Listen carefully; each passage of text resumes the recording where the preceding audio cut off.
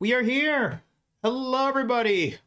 Welcome aboard from Railroad City, Crossroads of America, Indianapolis, Indiana. It is your host and founder of the American Rail Club, Demetrius Villa. Welcome aboard on this beautiful Monday night. Hope you all are doing well. I hope the weather is good. It's a little warmer over here than it was for the last week or so, but we're all doing good. Don't you just love that pre-stream stinger footage? I mean, I love that. That took just a little bit of effort last year to make an AI and everything like that. Still better than what Coca-Cola can do with a massive budget. I mean, look, it's terrible. It's horrible what Coca-Cola is doing. AI movies, one of the biggest marketing budgets of all time. It's horrible, folks. It's horrible. How horrible is how Coca-Cola is fallen. We're gonna make Coca-Cola great again. They're gonna start putting ads with real polar bears, real sugar in their Coke. Just like RFK told me, we gotta put the real sugar back. Donald, you gotta put the real sugar back into Coke. It's making the people fat. We need real sugar. So we got that. We're gonna fix that, folks. We're gonna fix it. I hope you all are doing well. Let me just check out in the chat over here. Who's here on YouTube? Hello, Osman Hussein. Hello, Richard King. Tomo Kun. Planet Exolodi. I think I got that right. Lex Burren. Hello. Okay. Perfect. Yeah, these are cool AI trains with zero marketing budget. Zero marketing budget that Coca-Cola has. Coca-Cola can't even do a good AI commercial. It was sad. It was horrible to see that they can't even do a real, come on. A little bit more effort, guys. Okay? Come on. Use old AI and I can make better commercial than that, than a multi-billion-dollar company. Give me a break. Ah, man. Here we go. Let's get the, there we go. And now we got the chat on there. Perfect, guys. So let's go through the news a little bit, and then we'll open up for everybody here in the audience, because this is a lounge, and as the lounge goes, I go a little bit through the news, and then we make it more or less a free-for-all for everybody in the audience. So, yeah, that's a good thing. So, again, we're a club. Everybody's got a voice here. You all are a part of this, so this is what we do over here. But let's talk about this. This is fantastic news, as we touched upon it a little bit last time, but Amtrak has broken their all-time ridership record during fiscal year 24. That doesn't mean like they were going to do in 2020 before the the coof came in and ruined everything, but they didn't break even this year, but they did break their customer trips this year. Now, given that, I went ahead and did a little bit of research just to make sure that I'm in the right thing here. They still, again, an operating loss, still a record amount of passengers, 32.8 million passengers, breaking 32.5 in 2015. However, in 2019, their operating expenses were 3.4 billion, and they made 3.3 billion in operating revenue, and they only made 2.5 billion in ticket revenue, but they didn't. They said the adjusted operating loss was 705.2 million, so they spent about 3.3 billion in revenue. Much of that is going into creating new infrastructure, buying new trains. So they're buying things, they're building things, they're probably giving a discount on tickets as it goes. But probably in the next couple of years, Amtrak will be probably breaking even before the end of the decade. So that's going to be good. And then nobody has an excuse after that Amtrak doesn't make any money, because it will make money all around. As a nationalized American passenger rail company, the only one of its kind in this country, because it's what it is, making an actual profit. So the right has no excuses to say, or the Republican Party has no excuse to say, well, it's a money loser. We can't go ahead and fund it. And then the Democrats have no excuse to say, well, we can't fund it anymore because we need more funding for this and that. No, there's no excuses from either side anymore.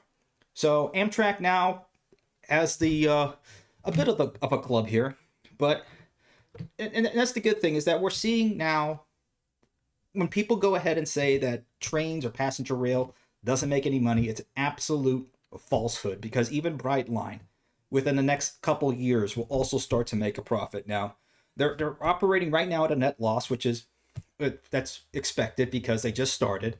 They spent a ton of money to go ahead and build the infrastructure. It's a privatized company, and they're starting at a place now between Miami and Orlando being the fastest way that you can get in between the two cities. it's gonna start to make within the next 10 years. Let me see. Brightline has seen impressive growth in ridership and revenue. For example, in April 2024, ridership increased by 48% year over year. Revenues grew by 209%. Okay, even with that, if Brightline can sustain the way that it's going, it has the potential path to breaking even within the next decade. So even Brightline will make money in the next decade. So there's no excuse anymore that trains will make money. Okay, even in France, they make a profit. SNCF as a whole makes a profit. Correct me if I'm wrong there, but also their high speed rail makes a profit. Even in Spain, a lot of the lines make a profit. In Italy, profit. Deutsche Bahn, they make some profit here or there. Okay, the Japanese companies, JR Central, the biggest one, makes a profit. JR East makes a profit, and their biggest money makers are the bullet trains, the Shinkansen systems. So, yeah, all over the world, they're making tremendous profit, and they're making tremendous strides. If you guys want to, we can talk about what's going on over in Malaysia with their high-speed rail. They had 1 year of the high-speed rail system over there. But it seems that everybody around the world, country, there's more building and bids for building and transit more than I've seen in a good bit.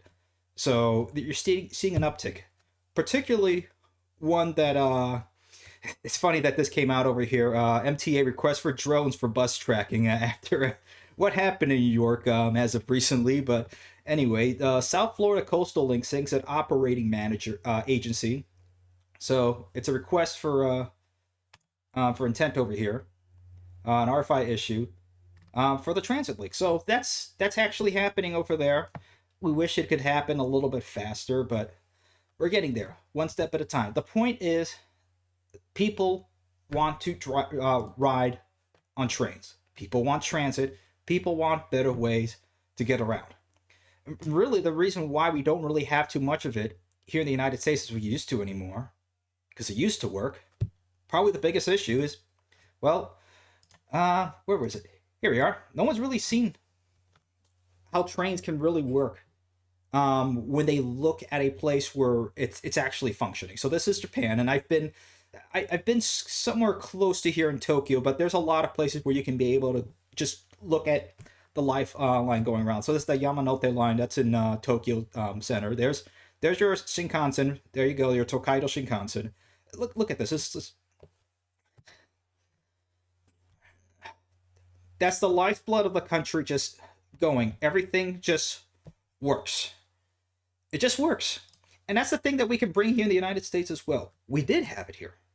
There are places all over like this in the 1920s and 30s, just like this. So it's just a matter of, because of the internet and because of travel, we're able to see a lot of this in motion. We're able to see that this works. You can go to Japan right now and see this. You can go to Germany. You can go to France. You can go to Italy. East and West, you can be able to see this sort of stuff. Okay? And a lot of the big issue comes to, and we talked about this a lot, it comes through a lot of this coming from the, it's a generational problem, unfortunately. It doesn't mean that every baby boomer is against this, because there's plenty of baby boomers that I know that are for this. Rick Harnish of the Midwest High-Speed Rail, well, now the High-Speed Rail Alliance. Okay? Wes Edens, who owns Brightline, who owns Fortress Investments. He's a baby boomer, but it seems to be the most vocal of them, seem to be the Kens and Karens of the of it. And this is what's going on. So this is from Hayden the Transit Guy on Twitter. One of the biggest issues facing the Anglosphere is that any housing or transit project has opposition that always looks like this. The same room of people that kill housing in the UK look like the same people who stopped the Acela from being faster in Connecticut. So and this is what we see basically everywhere around the United States. It's the same thing over and over again. And we saw this with Brightline as well. This was just a random thing. And again, I'm not, posting, granny for the sake of it. Because again, it's legal. It's a one-party state in Florida. So and this was a televised event. So everybody knew coming in that this was going to be recorded and everybody was going to be here. So you kind of waive away your rights anyway. So, but that was the thing. Everybody that we saw against All Aboard Florida at the time, now Brightline, happened to be that demographic. But on our side, there was everybody of all demographics, including baby boomers. Okay, but you had a lot more younger people. Okay, you had that's the problem. It's less of a right left paradigm, and it's much more of a generational paradigm, mainly because a lot of this generation did not grow up with this, or they didn't grow up with what we have on the thumbnail or anything like that. They didn't grow up in a time where you had 1920s, 1930s, you had rail transportation all over the place. Okay, and it's gonna come to bite them, unfortunately, really badly. Okay, advancing age can bring impairments that affect driving ability. Drivers age 70 and older have higher fatal crash rates per mile traveled than middle-aged drivers, which is not good because we see it. If you live in Florida, it's pretty bad. If you live anywhere where you have an older population, okay, mental acuity and spatial awareness is not there. Again, I'm not expecting Formula One performance, but we're expecting, at least if we're all sharing the road over here, that you have at least the time. And here's the thing: um, the families that I've been with, we know that when people start to get old, my grandmother never drove. We drove her around places, or we got stuff for her. My fiance's grandmother, same thing. We helped her out and everything like that. And even Holly's grandmother, but my fiance before that, they took away the keys from her because they knew, okay, she's not good. She's not in a good place right now. Take away the keys. Okay. Now, for families that are close knit, which there are very few of them here in the United States, that's something that you can do. You leave grandma at home. You go run errands for grandma. She's the matriarch of the family. You go ahead and help her out. Unfortunately, you have a good portion of the baby boomers that have alienated their children. So the children can't stand them. They're alone. They basically live alone in a suburb, or they're empty nesters. And then they don't really have anybody to help them. So what's the only choice they can do to get to Kroger or to get to Meijer? They gotta drive 2 miles. And it's not the best driving. It's not the most easy driving. Okay? Now, it's unfortunate, but it's what it is. Now, the solution would be, well, Kroger delivers and Meijer delivers. Okay, so if Mima could order something more than just prune juice, and she can load up $50 in her cart, she can get it.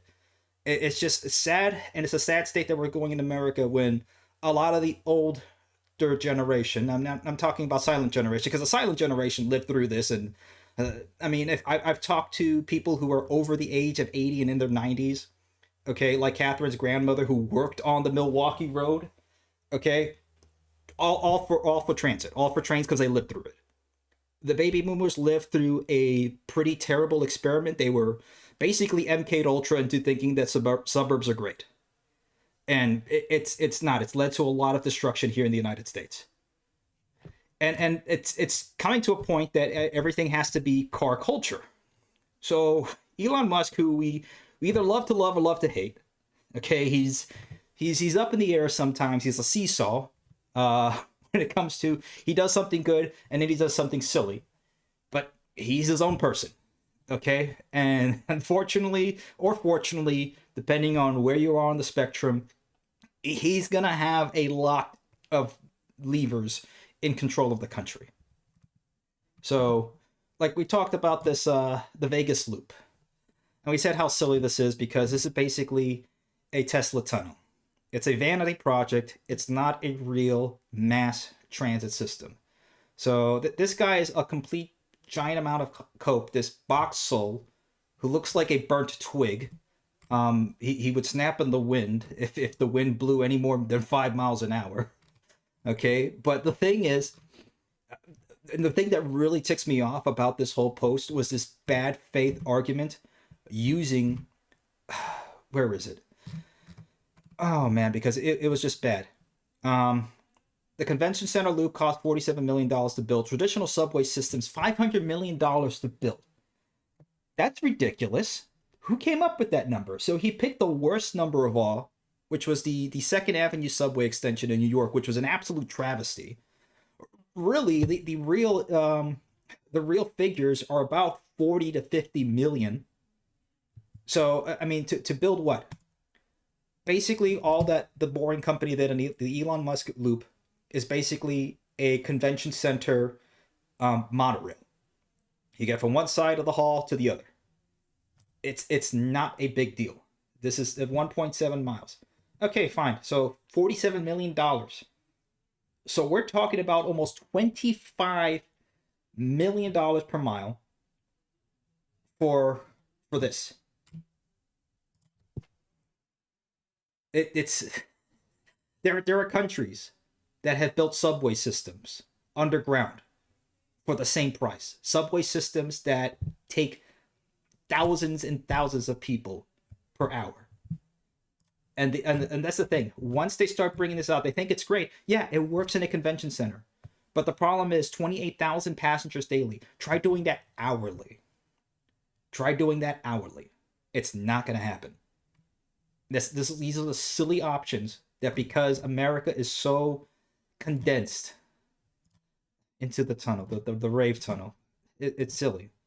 I mean, this is what our future is going to be. It's a silly future versus what actually works. Okay, one of those Shinkansen trains, okay, at 180 miles an hour, can 1,200 people in one train. These subway cars, about 800 people per train. There's no comparison. That's not mass transit. It's a vanity project. Okay, and it's not something that we need to be working on in this country. But we do have hope. Okay, again, Brightline here. This is a good thread, and I'll go ahead and I'll put this in the comments here because this does need to give a look over here. I'll put that in the chat. From John Hartley, Brightline, a newly privately constructed, owned and operated, and again privately in marks here because it's really more of a private-public partnership. It's mostly private funded, but you have to have a lot of public effort to get this done. Everything that's going to be in this country is going to be a P3 project. It's going to be a private-public partnership. That's what P3 stands for. Okay? There's going to be some more private, some more public, but you're going to have that mixture in there because that's transit belongs to the nation. That's what it belongs to.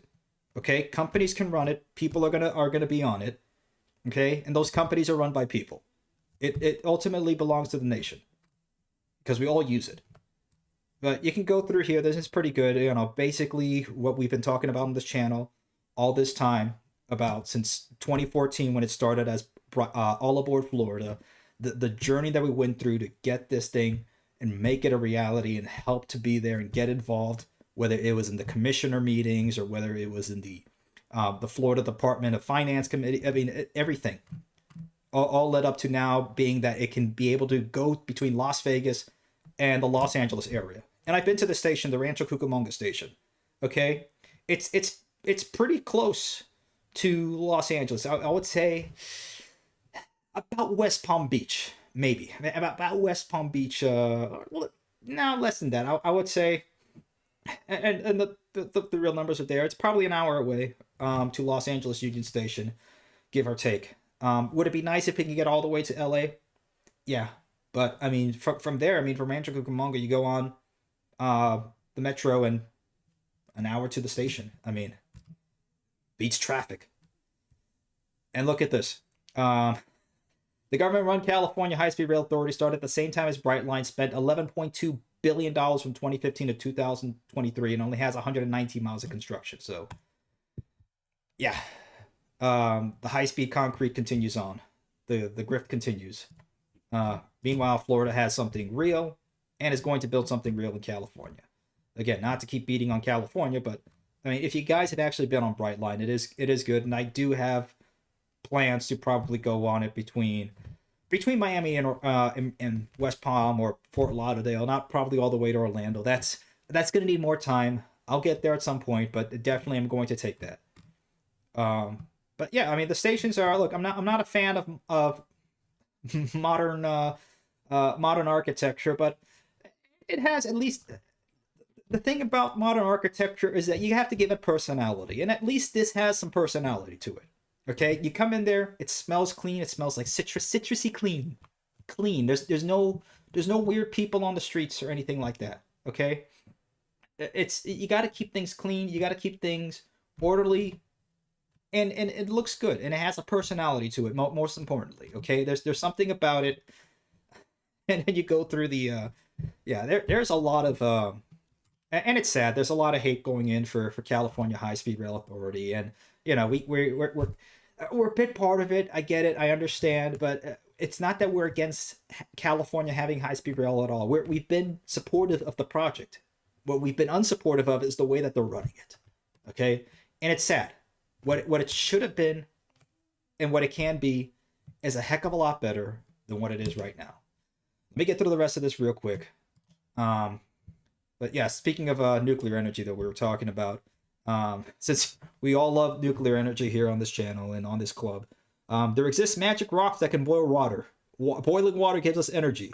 We stopped using the magic rocks because they exploded that one time.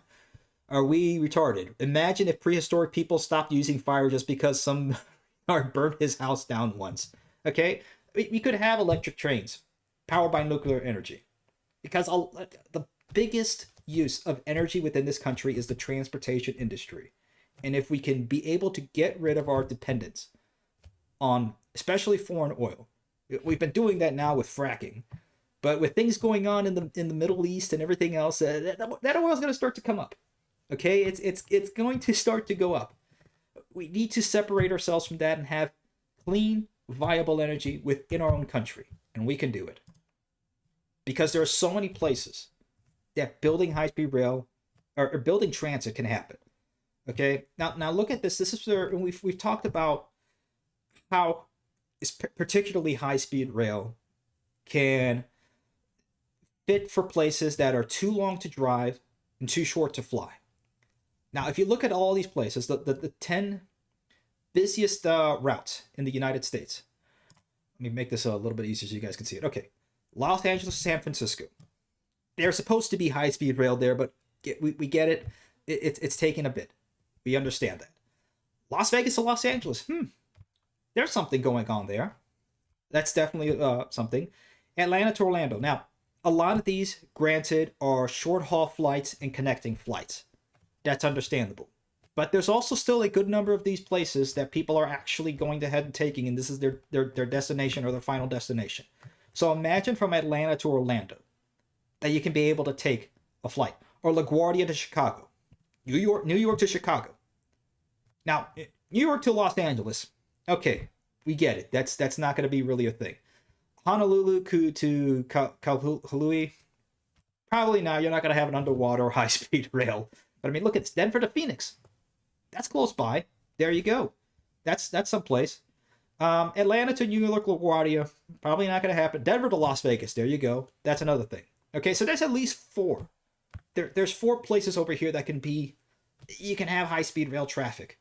Okay, and again, that's why we're seeing a lot of the airline companies, particularly one that we talked about years ago, whose president that I met at a conference lied about high-speed rail, and now that company is falling apart.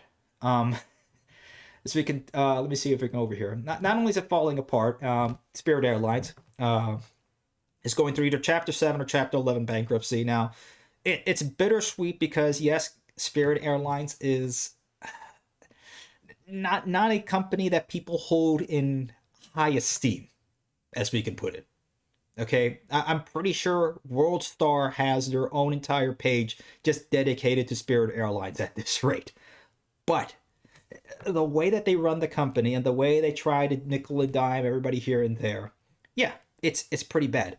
However, the cheapest flight, and not cheapest, let's put it this way, the least expensive, right? Because all in all, you're walking into a flying can, and trusting your life into that flying can to take you 30,000 feet up into the air and back down. So regardless of whether that flying can has better seats or not, is up for debate. However, that experience can be a little bit better. The biggest issue when it comes to Spirit Airlines, and why I call it bittersweet, the sweet part is that Spirit Airlines did make the competition come down to its level in terms of price. Because the closest flight that I can find between Fort Lauderdale and Indianapolis after Spirit Airlines is twice the amount of Spirit Airlines. And we can look this up. Okay, let's let's do it real quick over here. Miami to Indianapolis. Here we go. Or let me see. Let's put Fort Lauderdale because Fort Lauderdale is easier to get to. Let's see. L2 IND. There you go. All right. Spirit Airlines is the least expensive that you can be able to get there, and that makes sense. But the problem is the next one you go up to is about probably $500 per ticket. So let's keep going, showing more. Let's see. Yeah, Delta. There you go. You go from Spirit Airlines at $155 to Delta Airlines at $385. And this is not Christmas time. This is like for tomorrow. Or actually, no. This is for like one of the most dead times of the year to travel. This is January 7th to January 14th. Okay, so this is discount. This is definitely like a quarter of what I paid for, comparatively. But now we know that Spirit Airlines has been, anytime you go on there, it has been a hassle to get on bags. And I'm not going to play the whole thing, but here you go. Airlines like Spirit and Frontier paid their gate agents $26 million to harass customers whose bags were too big. How many times have I gone to Spirit Airlines, whether it was with Catherine Holly, and they had a bag that was a lot of stuff. Again, women like to carry a lot of stuff, okay? It's just what it is. But anytime, and they always, this is the thing, Spirit Airlines knows, they probably out of that $26 million, they said, hey, pick on the women with the larger bags, okay? Make their and their husbands or significant others' life a hell for everybody. Make their life hell, make their significant other's life hell, okay? And they'll go ahead and you'll have somebody there, that bag's not going through. That's going to be an extra $110, honey. Can't take that bag inside. Yeah. So it's in their policy. It's insane. It was in their policy. So thank you, Josh Hawley, for taking this down. I don't know. Again, yeah, maybe it's more fake outrage for so whatever. It doesn't matter. The point is $26 million that they paid. That is insane. That is nuts. Okay. But let's start bringing this down over here, and let's start bringing people onto here. Okay, let's wind this down a bit. Okay, we talk about, of course, we talk a lot about Japan, and look at this. I mean, isn't that pretty crazy that you can have just deer walking around? Look at how you can just walk around this neighborhood, and they do have cars driving through here. But again, it's not just the East. We have it here in the West. We had it here in the West. This is, somewhere, it's got to be either Switzerland or Germany. It'd be nice if somebody had maybe Strasbourg. Not quite sure, but definitely a Germanic country. But look at this. People enjoying walking around. Thousands of people walking all over the place. You can have this. Not only can you have this, we did have this. That's the problem. We need to make sure that this comes to our country back again, and we're not looking at black and white photos from 100 years ago. We can have this again here in this country. It can happen, because right now we're not in a good place. Our cities are not good. This is San Francisco right now. It's pretty terrible. Okay, if any of you guys have been to San Francisco, this is what it looks like. I didn't even want to film it. It was just too horrible. It's like, you know what? I'm about to go to Tokyo. I don't want to waste any SD card footage on something that looks like this. And that was bad. That was in 2017. Okay, Los Angeles is definitely better, for sure. But San Francisco is an absolute mess. We have an issue in this country, and we need to start fixing it. Okay? And it's not going to come. It's going to come from us, because some of our politicians, and you know how much I've talked about the ribbon cutting thing? This is a real thing, okay? He's even in the post over here. Here's Commissioner Rodriguez took the bus to a ribbon cutting to celebrate completion of the 96th Street redesign in Manhattan. This is the first time he looks like he's ever ridden a bus. In fact, he's all the way in the back of the people who want to get away from everybody go ride in the back of the bus, okay? And this is nothing to do with any sort of segregation laws or anything like that. You always know that one guy who's in the back of the bus and he just wants to be left alone. He doesn't want to touch anybody. He just wants to be left alone. He'll have his headphones on. He's listening to Avenged Sevenfold or something at 110% volume. But he looks awkward here. This is the problem. Our politicians are so just completely disconnected from this. They don't walk in this. They take somebody drives them from where they work to a gated mansion in the suburbs, and that's what they think works. This is what they avoid. And when they actually do ride on transit, they're scared. I mean, even everybody are just like, it's insane. Everybody's saying it like he looks like he's never been in a bus before. Uh, Look at that blank vacant stare in his face, not a thought in his brain. Everybody it's mostly negative posts about this. And again, they only do it for the ribbon cutting. Okay, I guarantee you, I've been to so many politicians, from the commissioner all the way up to a governor. They love having those ribbon cutting pictures in there. And if a project is going to take longer than their short term that they're in office 2, 4, 6 years, that they're not going to really approve it, because they want the ribbon cutting pictures. They want to show you that, oh yeah, we're just like you. We're just like you. Get me out of this bus. Get me out. Get me out. It's unbelievable, man. It is unbelievable. Okay, almost there. Again, we talked about this before. This ugly Big Ben building. It is atrocious. It is disgusting. I don't ever want to see this thing. It deserves a baseball bat. But New York actually did build a very good building. It's called the Brooklyn Tower. It's one of the probably the best looking building that they built in the last 10 years. Okay, and this actually looks like it has it's a blend. It's what they call neo Art Deco. So it's a more modernized version of Art Deco. You're still going to get some glass and steel, because that's the cheapest way to build a building now. But you still have at least some motifs of Art Deco. It still tries to look like at least a complementing older, beautiful architecture. And then look at the interior. Look at that. Look at how grand that interior looks like. Okay, that is a timeless interior. Look at the Baroque motifs. I mean, the impressions in the ceiling. It's beautiful. And we have, even train stations that look like this and everything. You could go to Times Grand Central Station. Beautiful, absolutely one of the most beautiful stations in the entire world. Okay, so we can build beautiful things. We still can. Okay, of course, it's it's just crazy that we can. Again, it's complementing the building. We can have that again. Okay, timeless. Okay, we can get there. Speaking of timeless, I'm going to put up a little bit of these around here for everybody to have these Christmas cards that were on trains.com. 33 years of Christmas cards. So there you go. Look at again, it's just something about Christmas time and trains that just brings everybody together. That's what I love about this season. Okay, it's just wonderful. It's giving the good news across the rails in just such a beautiful, timeless fashion. And you can't beat that. Look at that.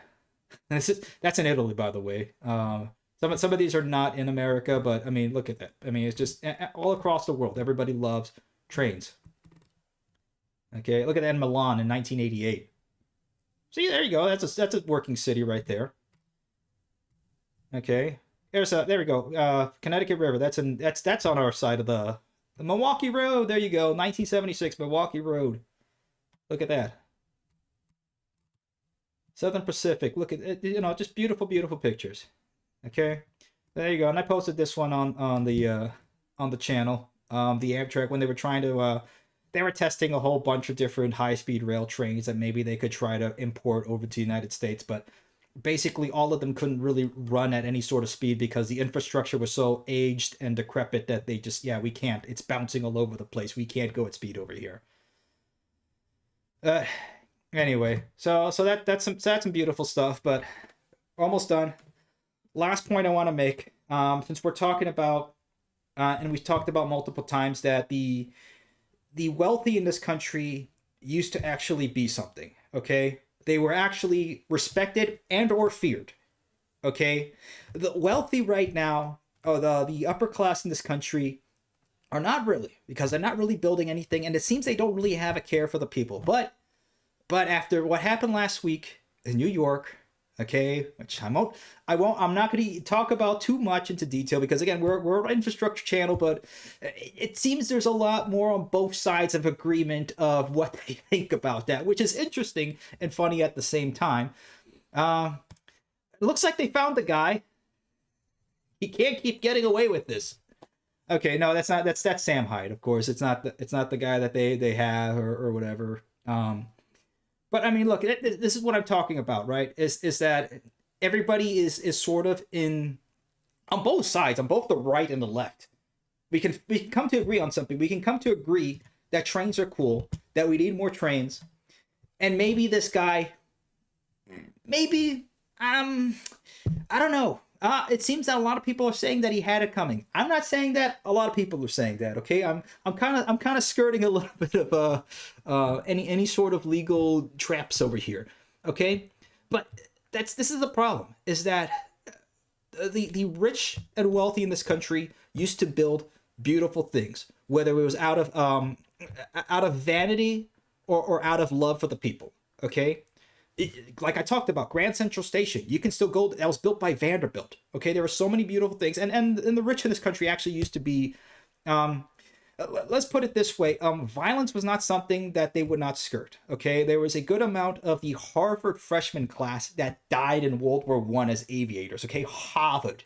Okay, you know how rich you had to be to get into Harvard at that time.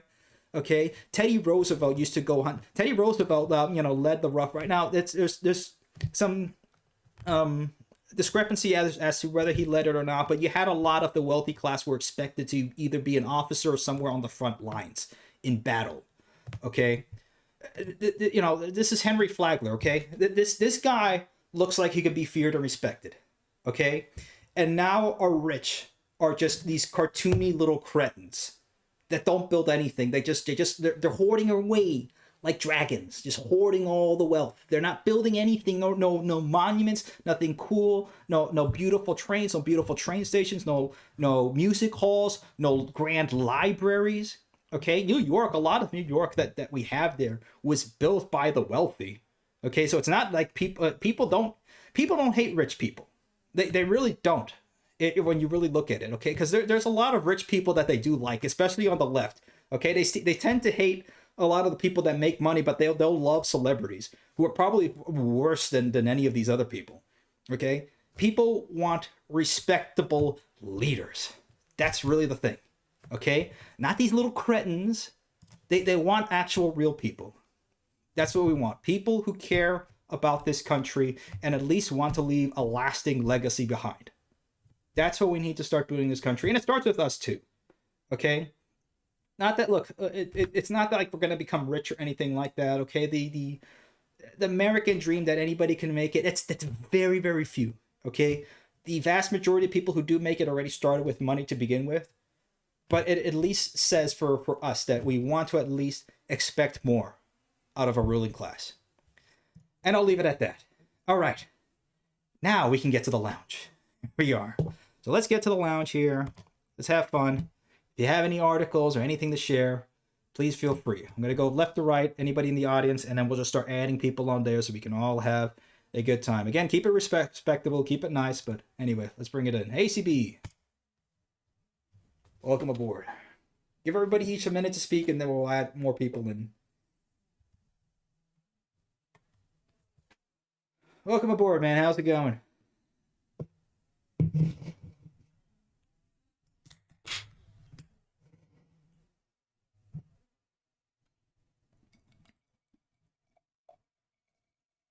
Yeah, that I've heard about too. That high desert corridor is pretty interesting. And that's gotten some news too. I know Lucid Stu just made a video about that pretty recently, but I mean, that's.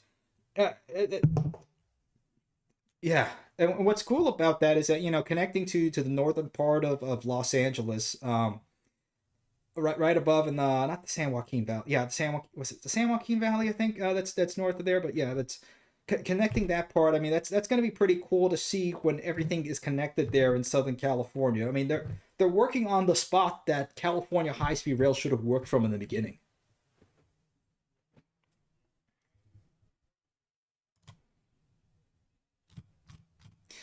Yeah, I mean, I don't think it has. I'm gonna be honest. I don't think it has a great chance of working. I think it's neat. I think it's a good idea. I don't have the utmost confidence in it, but we'll see. A lot can change, and it's been pretty crazy the last couple of years to see how things can develop. Oh yeah,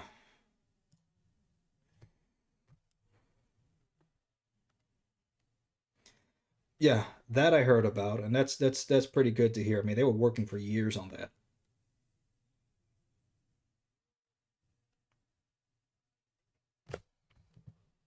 I forgot the area, but they have a lot of trees along the right of way on the peninsula in this one section. That kind of set work back by a couple of months because it Oof. knocked down the catenary that they've already built. Okay, hold So on. Apologies to everybody in the YouTube chat. I didn't have the desktop audio on, so unfortunately, ACB, they weren't able to hear a lot of what you were saying there. But just to bring everybody up to speed, we were talking about the High Desert Corridor, and the Caltrain's electrification. ACB, anything you want to add there, just to summarize what you said? long story short, if I don't get cut out because it's been laggy, um, uh, those who say that Amtrak is not profitable or it's not an asset, you're fooling yourself. Yeah, Um, they do need investment in equipment and infrastructure, and in order for it to be successful and profitable, you got to bring it up to modern standards. yeah. I That's think with any business. absolutely. And I think there is an opportunity for Amtrak to have more private public partnerships like they have tried before, particularly with the Hoosier State here in Indiana a couple years ago, and what they're trying to do with Texas Central Railway. That's probably going to be a very good path for them to take, and it will keep them actually viable in the next 40 years of infrastructure as we start to see things change, because Brightline has completely changed the paradigm in the United States of how we fund and operate, particularly passenger rail infrastructure. They're bringing something back, but they're also doing something new with it. So that's going to be pretty cool. Yes, they have. Oh That yeah. I cannot argue there. That yes, they freaking have. Oh yeah. Alrighty, let's bring in David over here. We're bringing our co-conductor over here, and then we'll keep going along in the audience over here. Hey, bud. What's up, man? How's it going? Sorry that it took me so long. I'm a carpooling home No, no worries, from man. work. At least you're nice and comfy at home. It's better than being in the break room. Whew, got home safe. Drove a nasty motorcycle versus car accident on Ooh. my way home. Oh You man, know? yeah, and it's gonna be that's gonna be the crazy thing. There's probably gonna be more of that as since we have such a lopsided population demographic in terms of age. We're probably gonna start to see more accidents, particularly in places like Florida, and in the South, where a lot of them are retiring too. So just everybody stay safe on the road here, because we want to at least live at least a little bit more to at least see this stuff come to fruition, and hopefully have children to be able to see this, and grandchildren have have trains again. Okay, that's what we're Being doing that this for. I got a lot of stuff to talk about today. Some juicy stuff. Bring it up, man. Like, did, did you heard what happened in South Korea a couple days ago? I mean, it's just crazy what's going on across the world. Like, I mean, what happened in South Korea is a perfect example of why we have a right to bear arms. I mean, they try to do the whole live action adaptation of Pat Labor 2. I mean, I don't know what the heck was going on. First, we're having a coup. They all get there. All the military gets there. And they're like, okay, I guess we're not having a coup. I mean, it was so goofy. I mean, it's just, oh man. It just shows how much of a powder keg the world is, and we need to start really. This is what's precarious, okay? Because we have what happened in Syria, which is, I mean, nothing has happened in Syria for years. It's been a stalemate there, and all of a sudden, within like 9 days, it's just like, wait, what? What happened? Wait, Al Assad is gone. What's going on? I mean, it's just nuts. And the problem is that's going to open up a bigger can of worms, And I think what this current administration is doing, they're making a giant mess. So the next administration can't really focus on anything over here because they're trying to put out fires all over the world, which is not good. I mean, we need to. No. Yeah, and that's the problem. It's Yeah. going to be a waste of resources, money, and time to be policing the entire planet when we need to start fixing our own country. It's not fair. It's not right, and it's plainly disgusting. No, But it let me isn't. let me just say this: what happened in South Korea is a perfect example of why we need to tell people who ban guns to go f off. that's, Which is that's I true. can Look, agree with look, you there. I'm 100% agrees with that. I can't go into any further than that because because we still have to here's stay. the thing. I get you, David. I get you, David. But we want to stay here on on the channel, and we want to keep up to as much as I love firearms and I love firearm culture. We gotta stick to it over here. But yeah, it's true. Okay, I want my bullets on a bullet train. Okay, just in case. Oh yeah. I just got So- it's Not a my two-way right to. rifle Okay, no range. nobody can take that right away. But anyway. But also, so the other thing that happened in New York City a couple of days ago with the CEO of United Healthcare. I know. We just talked about that. I'm trying to say it in a way I'm not going too far into it, and I've had a ton of conversations with people about it, either online or at work about it, which is funny enough. I mean, everybody is just seems to be having the same the same thoughts about what happened. But again, I'll stick to try to keep it related to what we're talking about on this channel. The wealthy class or the elite, whatever you want to call them, they seem to have little to no care for the citizenry, and they have a duty. That's the thing. If you have, with great power comes great responsibility, and it seems to either shirking that responsibility or misusing the power to Mm-hmm. put harm for Most profit. of them has lost sight of that a long time ago. Yeah. Yeah, and if you look at the picture of the guy, I mean, he kind of look like a dweeb. I mean, who wears a? It's one thing if you're doing a live stream like me and I'm wearing something like this, but on your professional Yeah. headshot as a CEO, you kind of look like a dweeb with the sweater on. Come on, I mean, it's just, come on, man. I don't know. It's a whole lot of weird stuff happened, but I honestly think it was out of anger. I don't think it was some sort of bot hit. I think that people in this country are really upset, and the public consensus online and everywhere else shows that.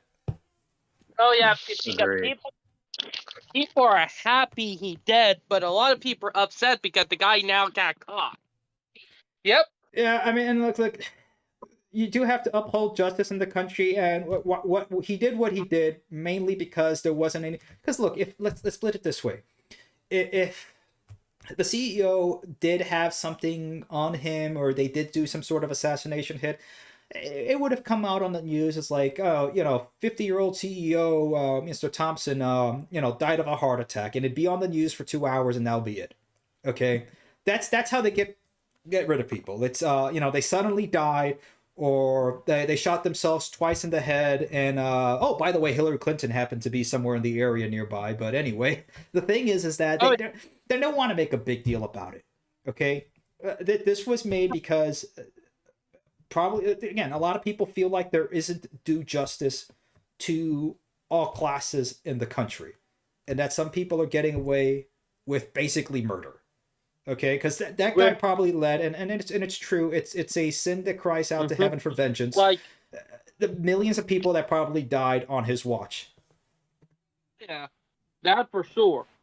Also, I got some news from the SCB about CN trying to take over a short line railroad in Iowa. Yeah, let's talk about trains. let's talk about trains here. Okay, where are we at over here? I'm looking at your. Okay, there we go. STB misses its own deadlines for issuing decision on Canada Northern's acquisition of the Iowa Northern. Here we go. I don't know if it's leading me to Facebook. Merger happy as of lately. Yeah. So, and it's funny because the merger between Spirit Airlines and JetBlue was basically canned by the FAA, or whichever, but the STB missing their own deadline, the Surface Transportation Board for issuing a decision on Canada National's acquisition of Iowa North. This is just silly. Yeah, there we go. A decision on the $230 million deal is due in July, but Canada Northern and let me be NAR remain honest. stuck in regulatory limbo. Go Like, ahead, man. this should have been trust busted right here because it's actually becoming monopoly, you know? Yeah, and that's the problem with a Easily. lot of the class one railroads is that they're just really just taking over a lot. And I mean, it's one thing when you have the regulatory system so bogged down by the massive size of the federal government, but it's another thing when you have a lot of these massive monopolies that are not really here to compete. They're just basically kind of, in a sense, a cartel where they're kind of setting the tone and setting the prices for everything, and there's not really any sort of real competition. Because in the United No, States, there they're used to be, just I mean, blocking their competition. how many railroads are we talking about at its peak? About, I mean, close to what, like 120 railroads or more than that? More than that. Yeah, I mean, it was a Now lot. it's down to several class ones. Yeah, I think 5 now. yeah, it's a handful. It's five or seven now, or whatever it is. I mean, it's just getting, because they're consolidating, and this is the problem that we saw back in the day. Was you had a lot of these railroads consolidating mainly because of the massive regulation of the government, making it unprofitable to be a railroad anymore. So the only way to survive was basically, well, join or die. Oh, speaking of that, the Avail Liberty, Amtrak Avail Liberty got vandalized. Oh man, wait, do we have an article on Oh that? no! That's terrible. We Or a actually got picture or a post. All right, put something over here, David. You gotta find this for me, man. Oh man, that's like, terrible. like, yeah, there it is. I sent it in live stream chat. Got it. All right. Oh man. I was so looking forward to them. Damn. Oh hey, somebody did it Like, for free. Um, Oh, I know that yard very well too. it's a That's Ray Street Yard there you and go. 30th Street. Oh man. Yeah, it looks like Amtrak bought some DLC for some cosmetics. It had to be That's Call of what Duty I because think, it's a pretty believe it. bad looking one. Yeah. it's sad, and I'm gonna bring it up. It is sad how Call of Duty became now. You know. I don't even want to start with that. I mean, I'm kind of excited for Black Ops 2. I did enjoy the first one, Black Ops Cold War, the new revamp. Nothing's gonna beat number one though. Black Ops 1, I still think in my book was the best Call of Duty. Black Ops 2 for me. Yeah, but Black Ops 2. Modern Warfare 2 Oh, and Black God, Ops 1. that's taking Those me were, back. yeah, I know. We're getting old, man. But yeah, Yeah, I mean, we this all is just are. oh man, yeah. Hey, at least But I know that yard really well. But I also sent 2 articles talking about the purchase of rail equipment headed down to Chile. You know. I think I heard something about that. Let me just bring that up. I know, like I saw it But somewhere in They passing. bought former Caltrain equipment. Let's see. Peru bought them. I sent it in the community or the live stream chat. My bad. Okay, I'm looking up for it here. Here we go. Caltrain equipment sale to Peru sparks legislation to prevent similar deals. Interesting. Mm. To be honest, it actually is a good thing, you know, because it might promote U.S. building locomotives again. Because let's be honest, most of the locomotives that South America buys are from the USA. Yeah, and that's the thing. We used to be able to produce that sort of stuff. I mean, heck, we're making American cars are being made in Mexico or Canada. I don't even want to start with the Mexican-made ones because I'm dealing with a whole lot of recalls at my job with I don't let's put it this way. Don't buy a Ram or a Dodge right now. Not a good time. Wait till they No, bring them. Stellantis is in the crapper right now. Oh man, that company. And it's gonna get worse probably at some point. I don't know. It's sad to see, these American companies that used to be, making some of the best cars in the world, and just beautiful classics or beautiful cars that the average American was able to afford. Yeah.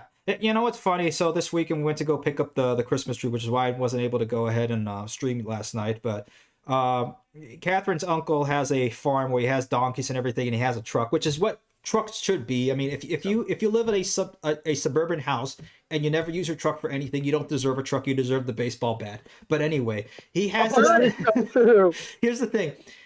This truck, this is an older with the actual 5.7 liter V8 Hemi, which they're not making anymore. They're making these straight six cylinders that are overpowered and probably going to break in less than 25,000 miles. And they're already having issues, but anyway, because they use cheap components. Exactly, but they're a knockoff B58. Smooth truck.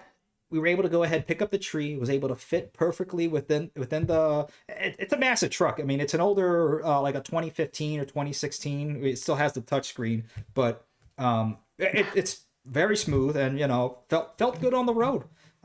Even back 5-10 years ago, they were making better trucks than what they are now. But that truck now was probably bought off the lot for about maybe less than or about $40,000, maybe $40,000. You can't even find at the base price of a Ram right now is close to $60,000, and the average price of one on the lot is over $85,000. That is nuts. It is. You can couple that to dealer markups, and the former CEO Carlos Tavares cost cutting to prosperity, where they skimped on parts and also labor, mostly down the parts. Yeah. One of those disgusting Hornets, which is a rebadged Fiat Homali. The Hornet's terrible. Nobody's buying that. Yeah, it got someone killed because the braking system failed. Geez, I wonder why. I mean, we have that's terrible. I mean, we have a record number of recalls, the most amount of recalls in NHTSA history. It goes to show. I mean, not even Toyota is off of it. Especially the American-made Toyotas are having terrible recalls because, again, a lot of it they're cheaping out. They're using lower cylinder engines that are being overworked, so that instead of usual V8s or anything like that, or regular naturally aspirated V6s or six cylinder engines, they're now taking those 6 cylinders and turning them into turbo 4 cylinders, and they're turning the V8s into turbo 6 cylinders.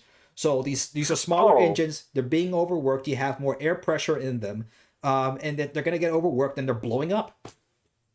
Oh yeah. But look at this. Okay, so don't get me started with General Motors. Yeah. With some of their truck and inline fours. So here's the crazy thing. I know, no, that's getting nuts. But okay, so the Ram 1500 Classic. This was something you used to be able to get in 2005 for less than $20,000. Now the starting price is near $48,000. But yeah, that's starting at $38,000. See if you can find one. See if you can find one for $38,000. Let's see what we have in inventory. Here's the thing. Here we go. The cheapest one you can find is $51,000. Of the cheapest truck that they have, and there's only 4 available.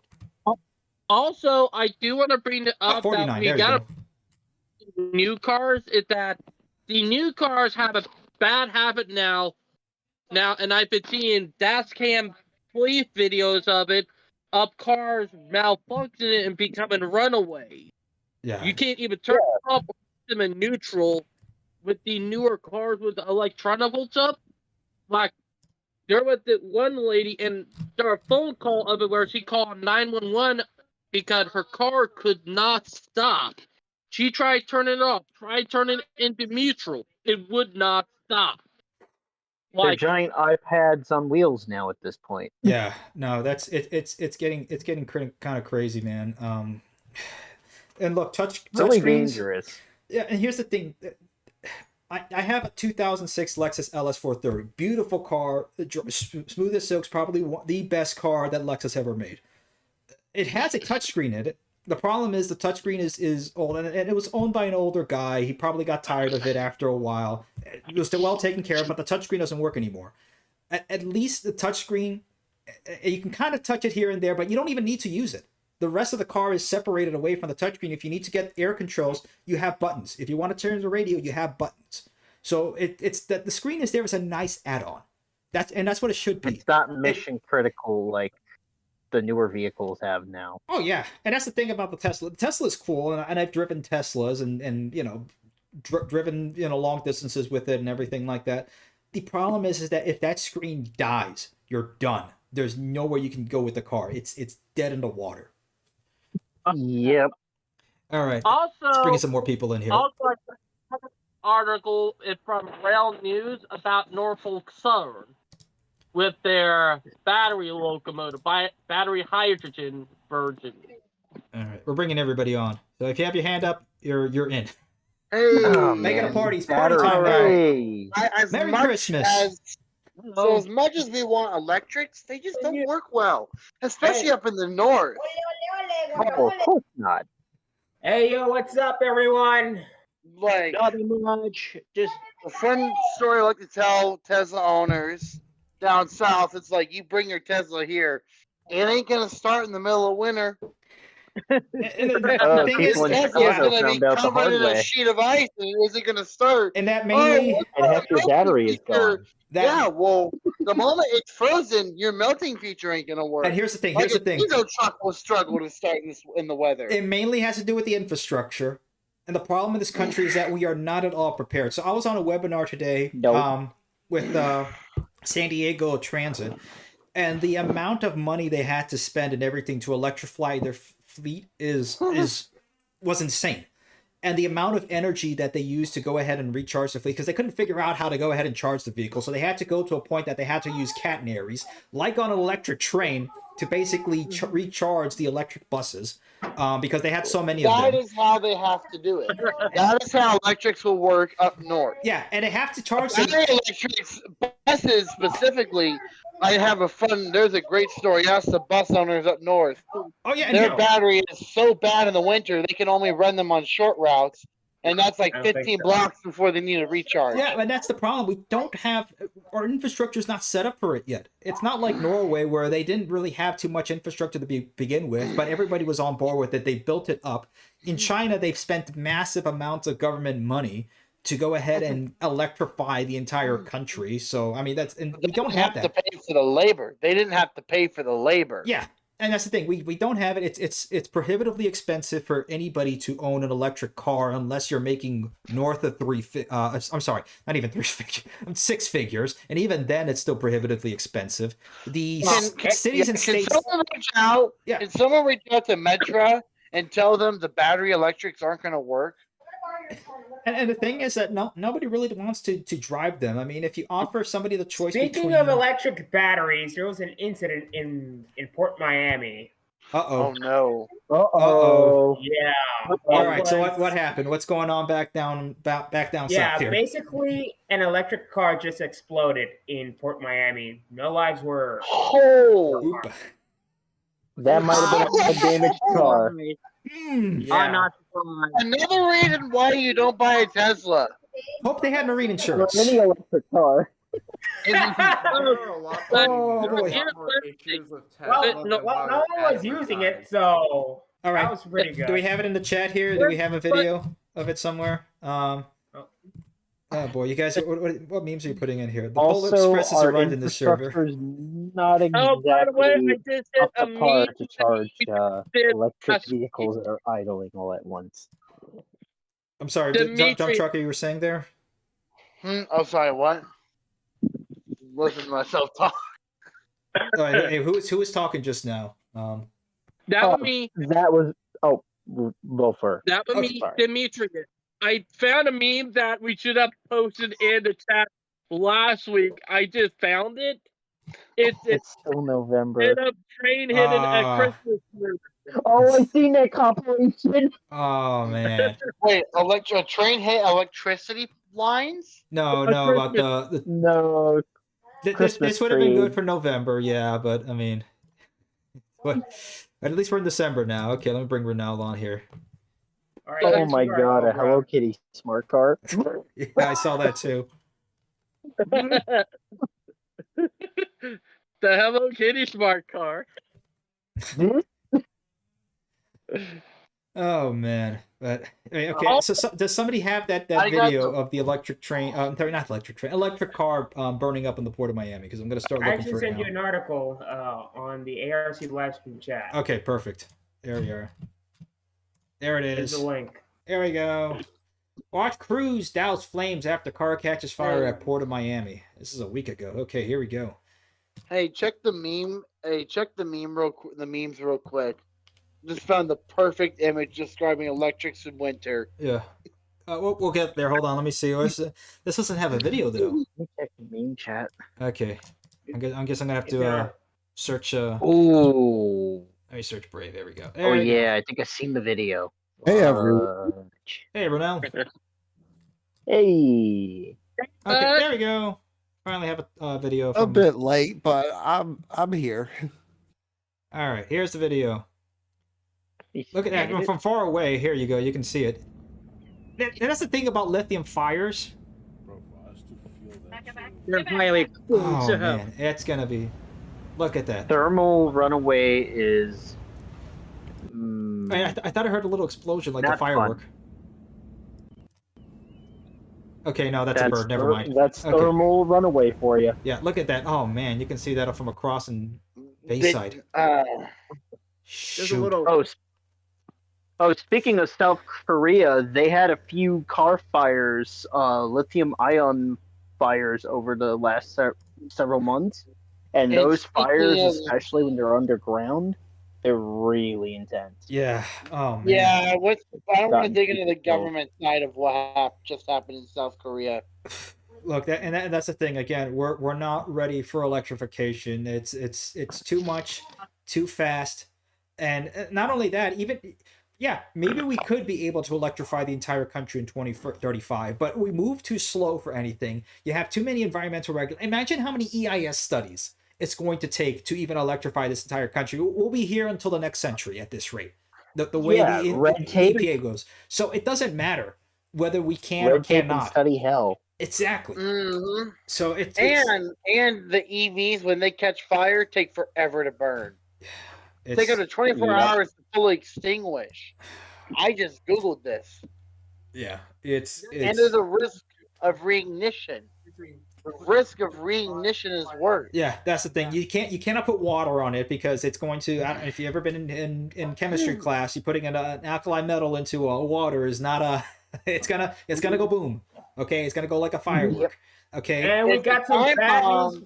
It's Yeah, like a that's- time bomb waiting to go off. Yeah, you just gotta let it burn or douse it with sand or anything else. But because at that point, it's just gonna keep going. Do you realize that sand will just turn to glass, right? Yeah, but I mean, what dirt? I mean, they put dirt on it like to bury it, but I mean, even at that point, you gotta let all the cells burn off. And there's like 7,000 of these basically larger than AA batteries about this size in each. Like most Tesla cars have like 7,000 or something like that. Thousands of them we're talking about. So each one has to burn off.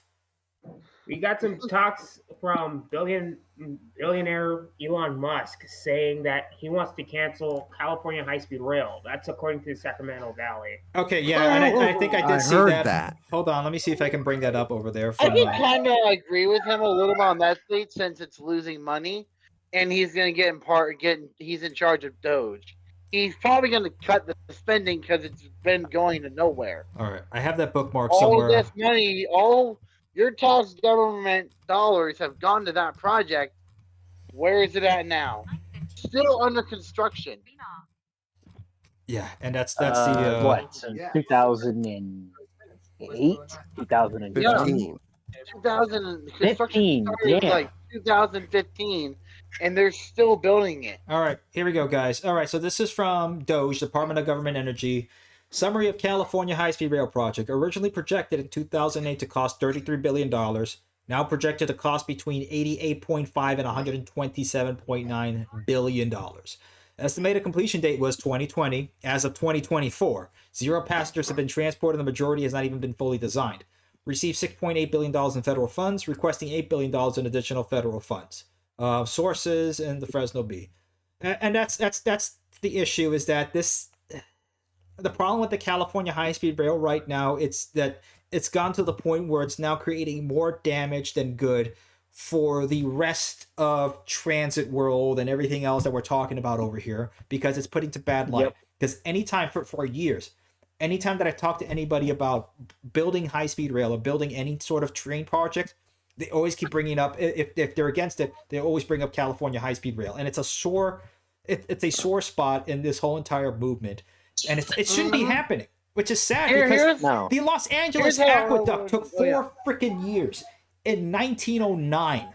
We're talking about more than 100 years ago that they could be able to build a more than 240-mile aqueduct to Los Angeles, but they can't build a high-speed rail project in the 2020s. Let not 'Cause it got forget that mismanaged I-69. Listen, Well, you know what listen. I say to people who talk about that project? I say that project is money is just a waste of money. They're building in the Central Valley, and look, I get it.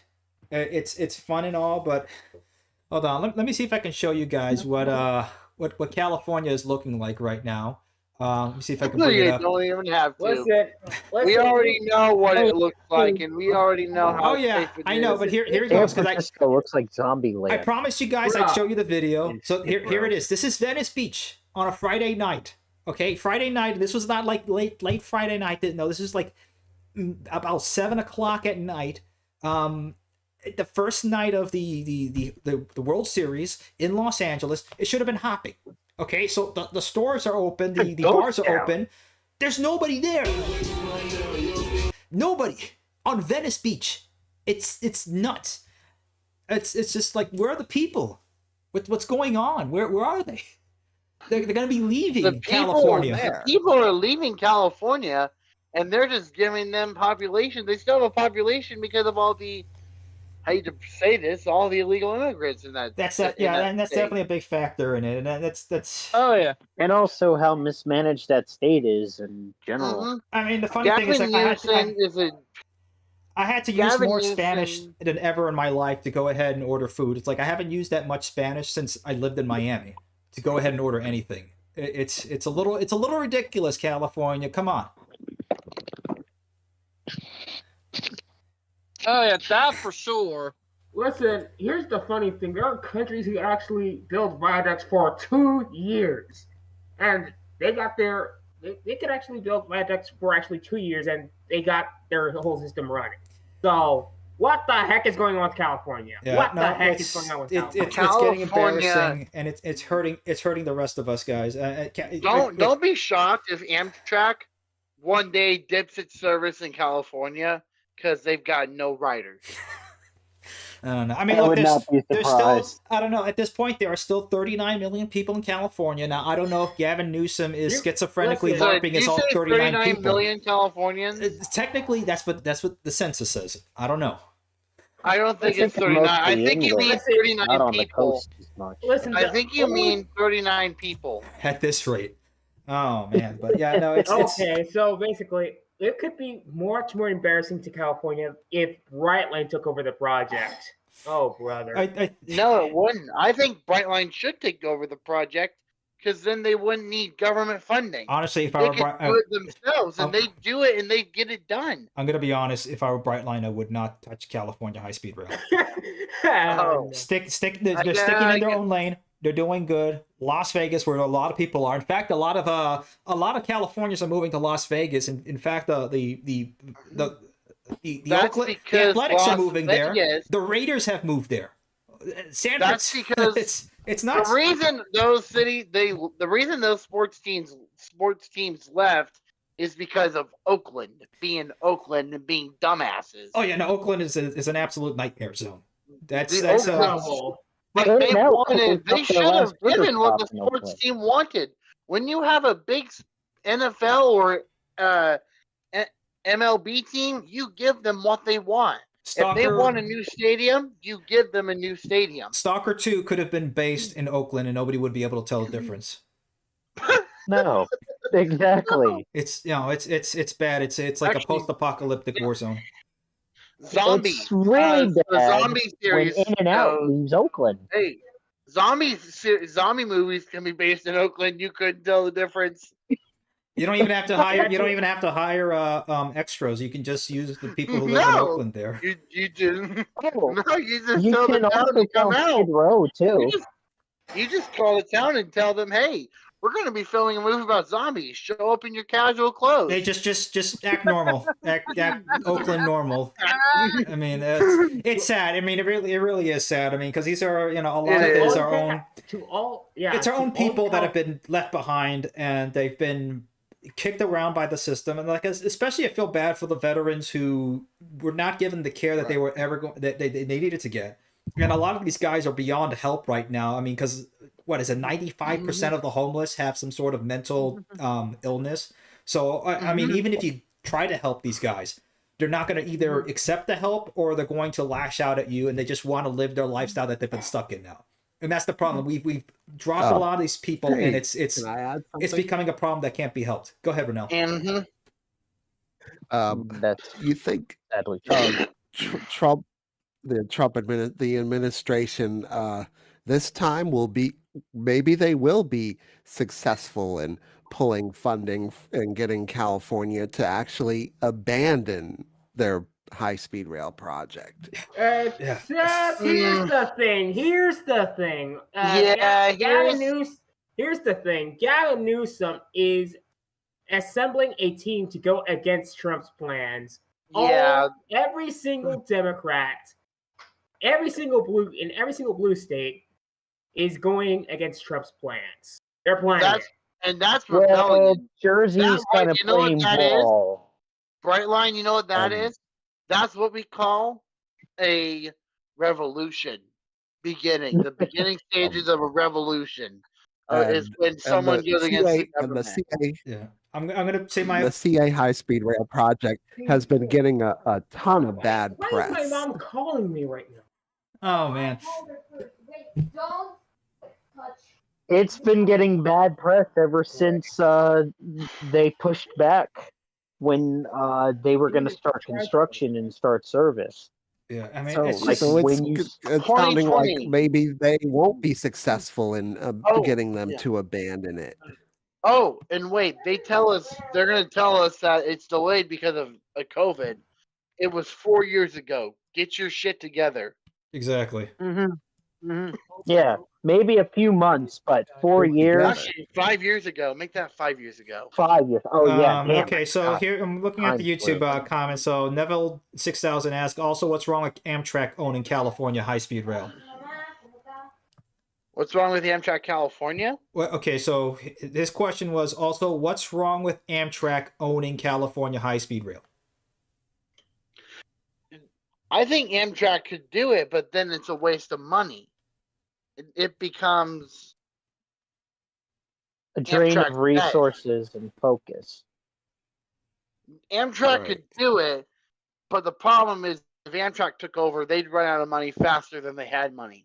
Yeah, and that's really the thing. I think Amtrak would only want to get involved if they're going to be operating it, but they cannot build it and then operate it afterwards. They're going to be at a tremendous loss, and that would look Amtrak right now at this point is going to be profitable within the next couple of years. So if they just keep doing what they're doing, that's fine. They're not going to really touch California high speed rail.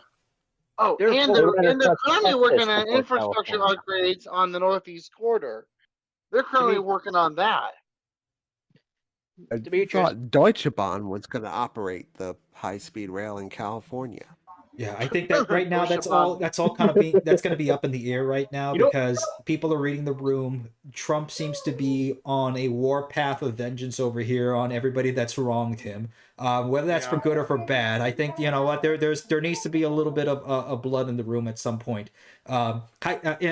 Analogy wise, okay, not in Minecraft. Not literal. But, Yes, in Minecraft. Don't try to stick around, FBI's asshole. The problem is Be forced to abandon it.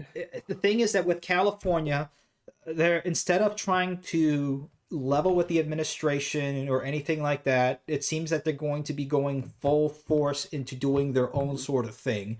You're either going to have some sort of 10th Amendment crisis, or it's going to... The worst thing that could probably happen is that California high-speed rail gets completely canceled, and now you just have a whole bunch of concrete viaducts just left in the Central Valley. What I think flatten would the wall. happen is if that happens, a freight railroad might say, "Ooh, a new freight route, perfect, faster freight trains," Man, and they'll just turn what's left of that route into a freight route, and now faster freight trains. I honestly Then think Amtrak will run on it. yeah, that the best idea that needs to happen is that they either need to divvy up the company and let's say completely audit it to the point that not like the last time that they audited, because they basically did not. It's like, yeah, they're wasting a lot of money.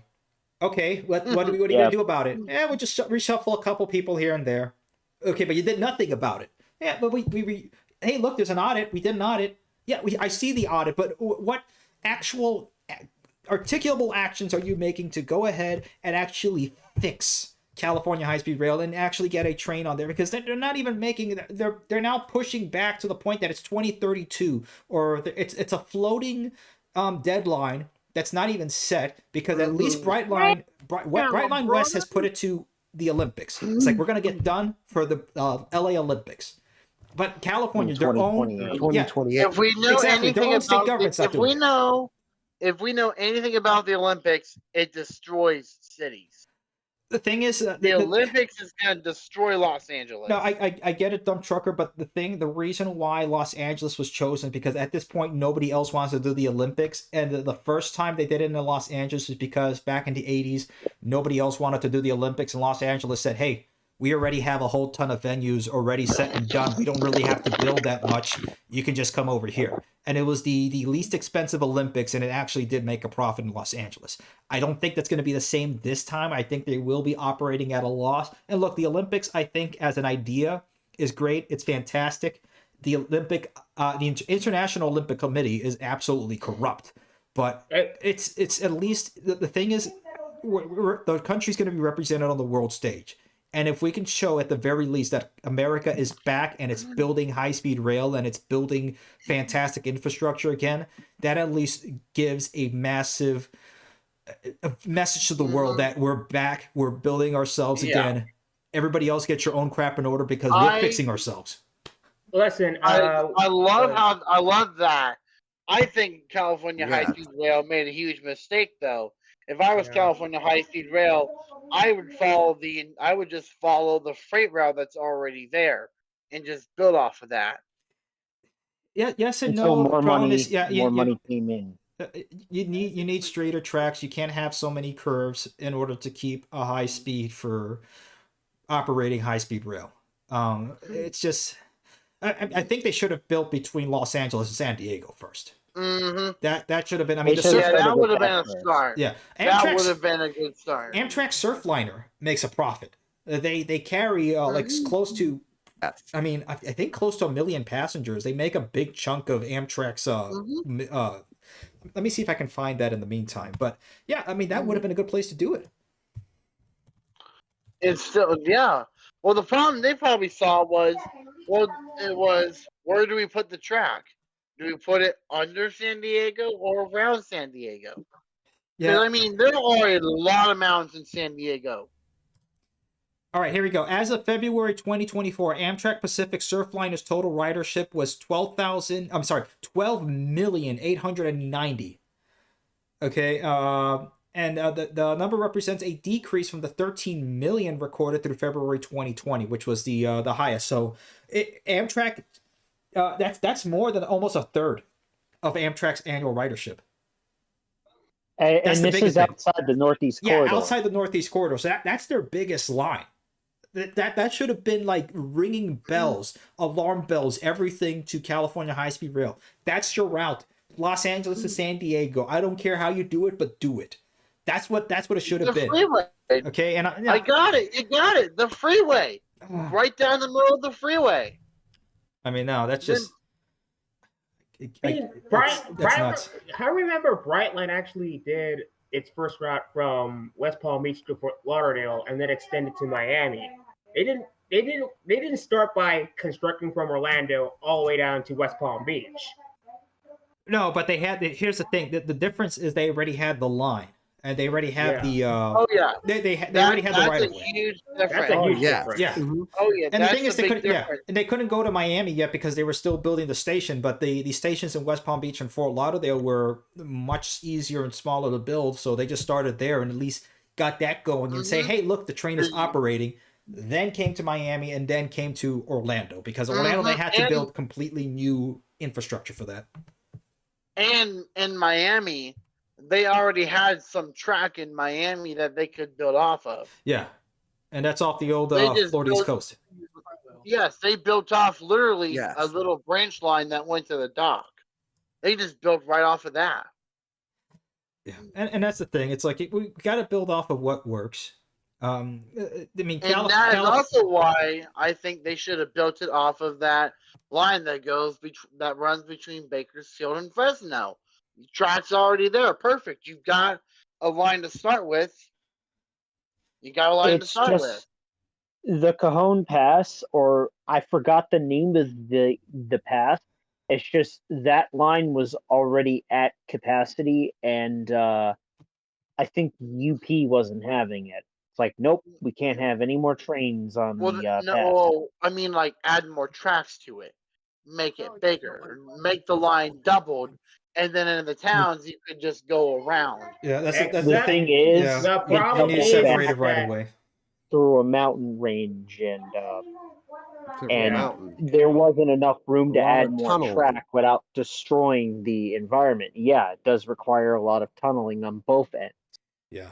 Don't forget- Just to get into Mm. Los Angeles Look, and San Francisco. Yeah, but I still think in the end, they will never get to San Francisco. yeah. Don't They forget, won't have to. The sad thing is that they have no excuse. We're talking again. Post-war No. Japan built a high-speed rail line, R&D'd it and everything else in time for the 1964 Olympics, and they started construction in 1958.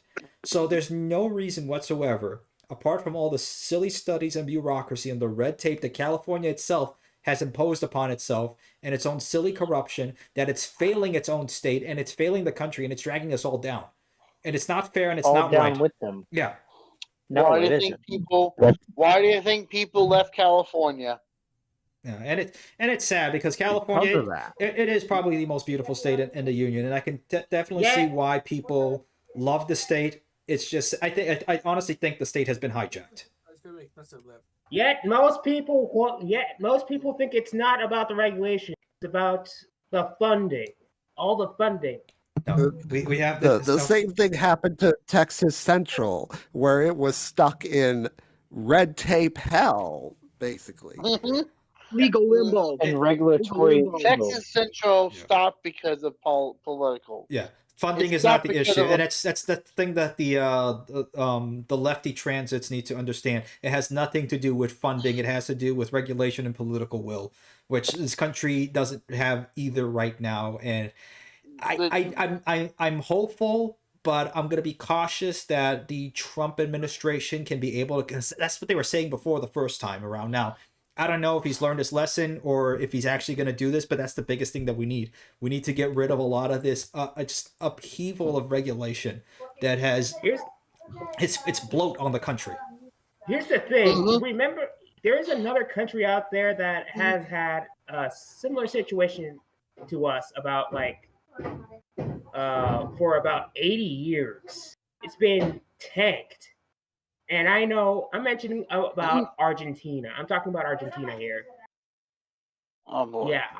Yeah. Argentina had it worse than us, bro. Yeah, no, Trump they need to go in and look. If Vivek and Elon can just start going with all these agencies and just go afuera and just start throwing them all out.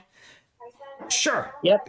Again, everybody's screaming and saying, "No, you can't do that. No, you can't do that." Look, everybody knows the only reason anybody knows about the EPA is because of Ghostbusters. And what did the EPA do in Ghostbusters? Please, come on. Look, we need to get serious about this country.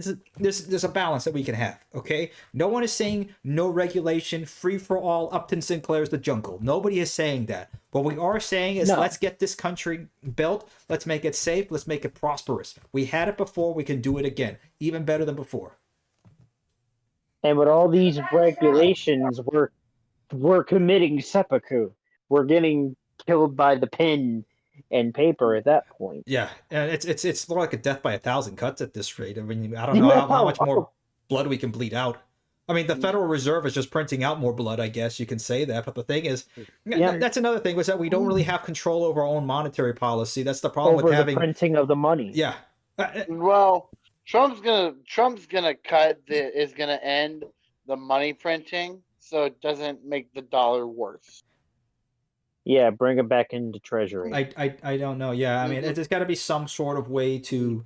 And that's the thing. And anytime anybody says nationalize a federal or central bank or whatever, they either end up getting into a war or getting killed. So I don't know. I mean, that's the thing. It's like, how do you get a control? Because there's one thing auditing the Fed or getting rid of the Fed, but the problem is when you get rid of the Fed. Bring back the gold standard. Bring back the gold standard. That's part of it. I mean, if we can look, the country is better under Bretton Woods. It's not perfect, but it's something. Honest, the reason they got rid of money. the gold was because the gold got out of hand. Like, a lot of people got to gold, and then it got out of hand. Yeah, this would be something that Minor Tree could really opine on, but he's just sitting there nice and pretty in the like audience. To say a little bit about the Northeast Maglev. I think that their EIS study was paused.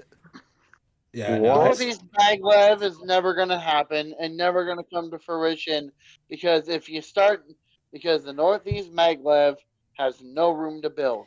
Yeah, dump trucker. I think you're right there, man.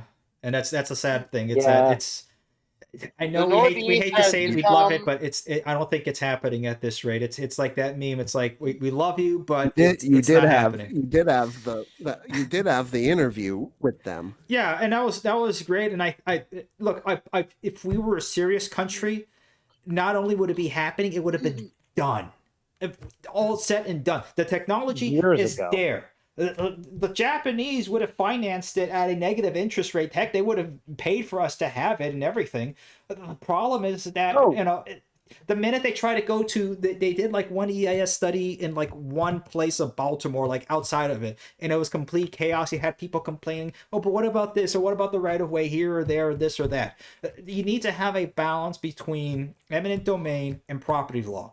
Yes, having property law is definitely something here in this country. But the thing is, it's not working when you have the zoning in this country is just completely off.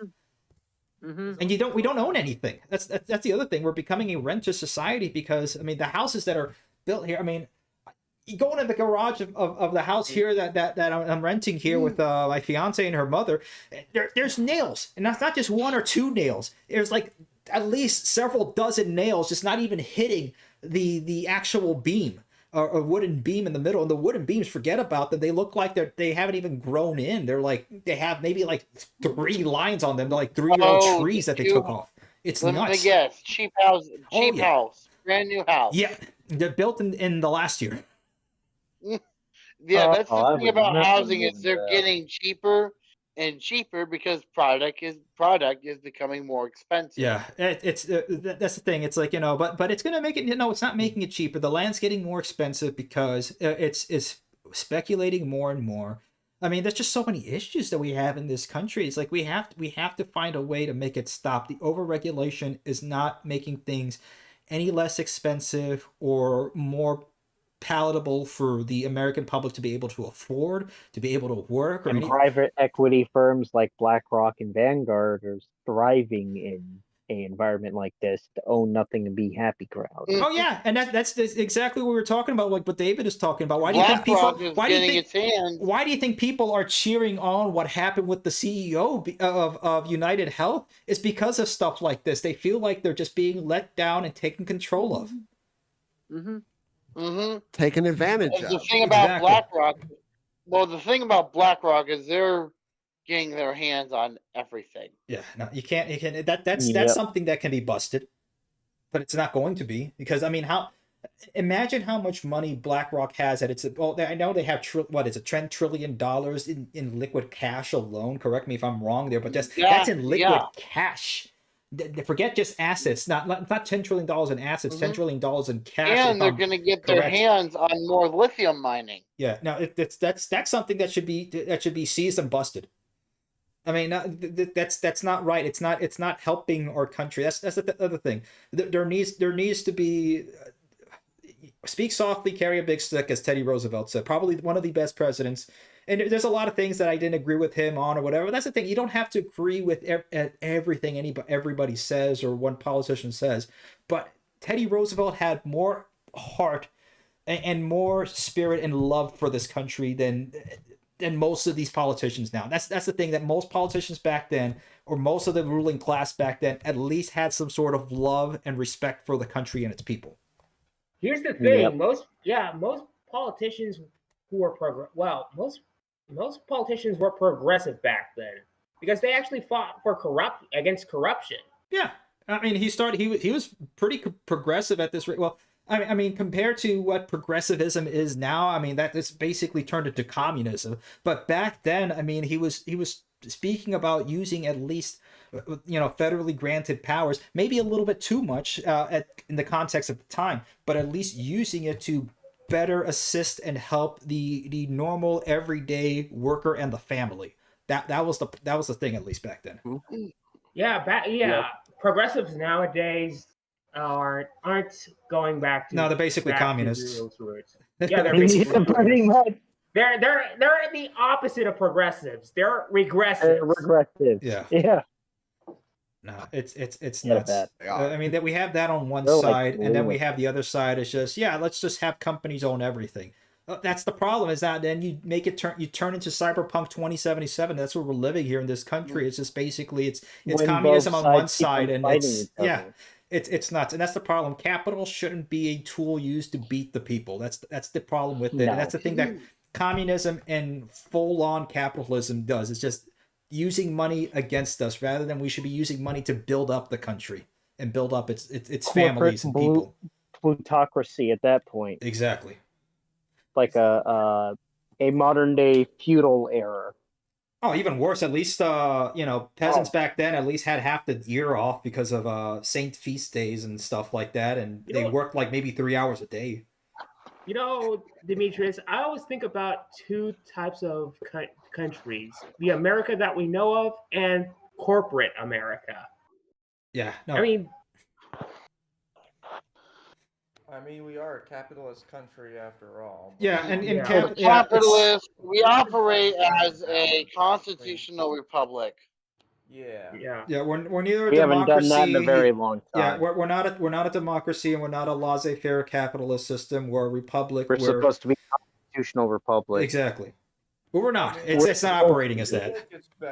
We operate as that, but they call us a democracy. We are we do operate as we operate as that. If we could keep it. Constitutional republic. Yeah, whatever the mainstream media says about democracy, I don't think that's democracy to you. China's a That's democracy. It's mob rule. Reference, China's a democracy. Democracy China's not a is- democracy. It's a democracy of the it's the People's Republic. Remember, it's officially the People's Republic of China. So I mean, it's a, Yes, Hey, but don't let the North Korea fool you. They have democratic in their name, the but they're not Democratic really People's democratic. Republic. You know what's And- hilarious is the North Korean soldiers descending over to Ukraine, and they're just getting absolutely just brain rotted by the internet that they have, like the first time that they're ever getting access to. It's kind of hilarious and sad at the same time. It really is. Oh, man. That's another thing too. We need to stop funding all these proxy wars and all this crap around the freaking world and try to focus on us. Yeah. that is what Trump I wants agree to with do. that. Trump wants Yeah. to fix ourselves, then fix the world. I don't know, man. It's Exactly. it's a- Get our this is- priorities straight. Now, this is a controversial quote that I'm going to steal from a book, but basically the quote goes along the lines of, "You see people, they have a thorn in their eye, but you don't see the thorn in your eye. You see the world has a problem, but we don't see that we have a problem ourselves." Bingo. Yeah, I think there was a Bible verse Bingo. explaining that. Yeah, too. that's exactly what Yep. I'm referencing to. Is that? Tend to your own backyard before you try to tend to others. Bingo. Mm-hmm. Yeah. Attend to yourself, then help others. Yeah, because we have Yeah, a massive falling in log on in our own ourselves. eye that we can't even take care of. Oh So, yeah, yeah, we I got. mean, it's blinding out almost both of our eyes. No, Not only that, it's I dragging it's mean, dragging talk us all about the down. power grid. No, it is. Alrighty, guys, I'm gonna end this at 9:50, so let's get some last words in. That's exactly. Not all at Sorry, once. bud. All right. Well, y'all have a lovely night. All You as right. well. I appreciate it, guys. All right. Is anybody? Oh, there's one more in the audience. We got Darius in the audience. Let's go ahead and just let's see if he has any last words for us. Come on, Darius. Go ahead. All right. Hold on. Let me unmute. There you go. What brought me to YouTube and eventually here now was looking up instructions for a controller, how to pair a controller to a phone. Okay, man. Welcome. And there you are on the feed. Welcome aboard, man. Okay. Before we learn about your Bluetooth woes, any last words for the club here and everything that we've been talking Can about? you, Bulba? Come on, Darius. You there? Huh? Yeah, I'm here. Okay. Last words for anybody here in the club and what we're talking about. Nah, nah, nah.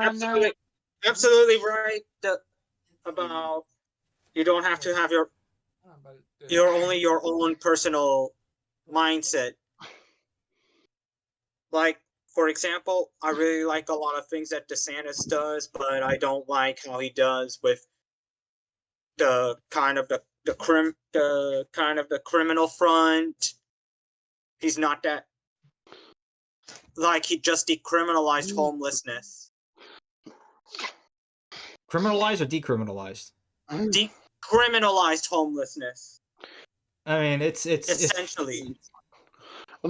Help me understand. How was that bad? Like, being homeless was illegal? I don't know how it all got started. Look about our economic situation. It's the worst time. There cannot be a worse time to just put this out. Okay, so you're saying that DeSantis criminalized being homeless in Florida? Is that what you're saying? Yeah. I mean, Okay. Yeah. Remember when to you be said honest, wait, hold on, Darius. That's not from DeSantis. Actually, in my county where I used to live in Broward County, there was this very same law during the Obama administration.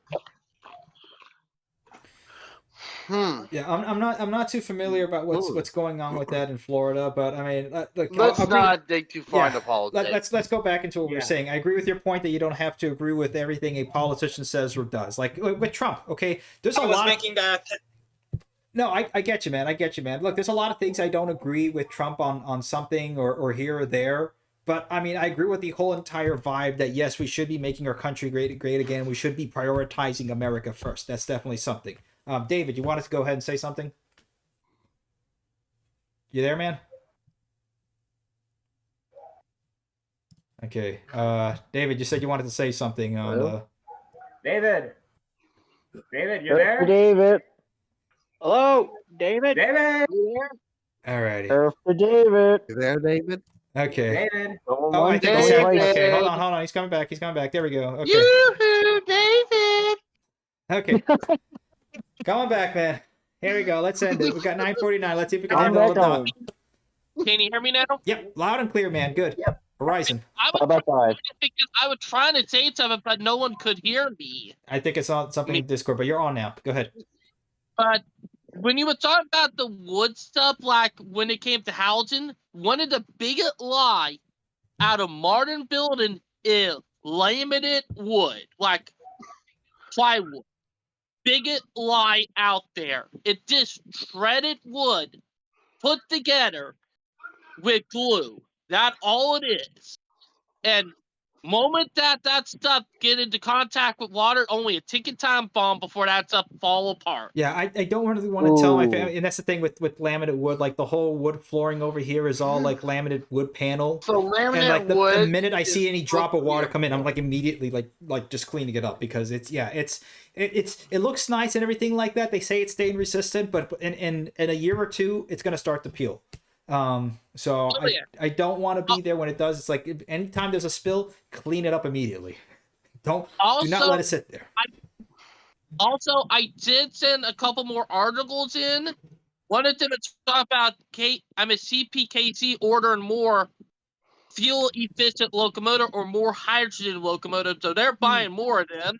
All right. Well, that's gonna have to I be can't wait. And for next time over here. let's but do that in another video. You know what? You should do like a 2-night special. yeah, we can do that. Yes, especially for Christmas time here, we can do something like that. But not 'Cause this there's, week. there's so Maybe much next to week. talk about. Oh yeah. There's almost just so much to talk about. It's like a whole day's worth. Yeah, and it's right now like Yep. the news is just like every day there's like something new because of the rate. It's just everybody's excited to at least build new infrastructure, and there's a lot more confidence and positivity in the air, and the vibe generally throughout the Yeah. industry is positive. So we're in a good state, guys. I think we're getting things moving forward, and it's going to be better at least in the next 4 years. I hope so. Now, I hope World War III doesn't start between then and now, but at least Same here. let's hope. Let's again hope for the best, prepare for the worst. But we're at least, if not for our generation, at least for the next one. So it's what at least we have to be doing. But anyway, guys, But let's end this. I think let's end it. Let's end it over here, everyone. So thank you all. Okay. Thank you all for coming on board. we Godspeed, like it this time, and we will see you all. and everybody have a Merry Christmas. Merry Christmas. We have a Merry Christmas. Merry We're Christmas. still gonna have more, so Merry Christmas. plenty more opportunities to say Merry Christmas. But we will see you all next time on the American Rail Club. Take care and Godspeed. Bye bye. Oh, check out his Twitter. Check out his YouTube. All right, so.